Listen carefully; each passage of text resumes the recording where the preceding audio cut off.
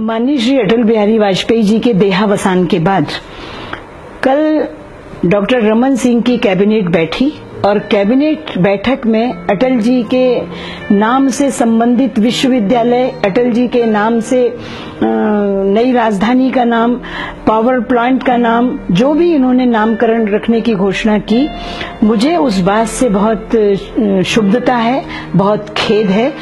Doctor Raman Singh ने किसी भी और कार्यक्रमों में कभी उनके नाम का जिक्र नहीं किया, कभी उनके नाम पर किसी चीज की घोषणा नहीं की, जबकि दिल्ली से लेकर और छत्तीसगढ़ तक पूरी तरह से भारतीय जनता पार्टी की सरकारें हैं।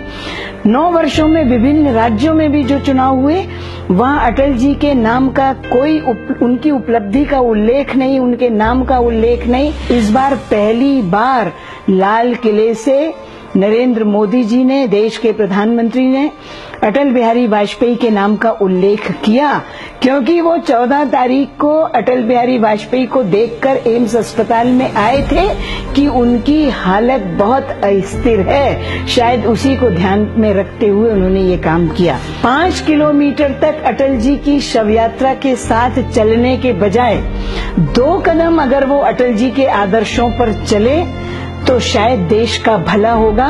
और जिस तरह से भारतीय जनता पार्टी के वरिष्ठतम नेता माननीय श्री लालकृष्ण आडवाणी जी को वो अपमानित कर रहे हैं, इससे भी मैं बहुत व्यथित हूँ, बहुत क्षुब्ध हूँ।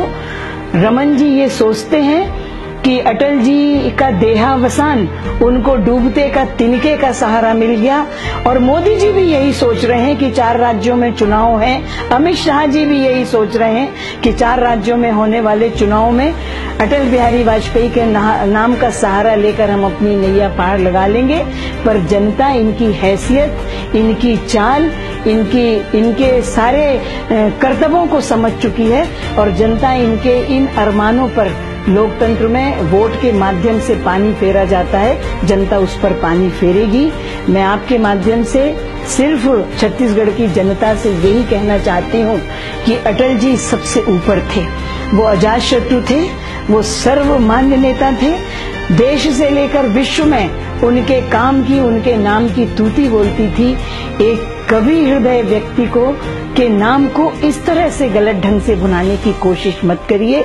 जो भी घोषणाएं आपको अगर रमन सिंह जी करनी थी तो 9 साल में कभी भी आप कर सकते थे, और इसी विषय को लेकर निश्चित रूप से मैं बहुत व्यथित और बहुत परेशान हूँ।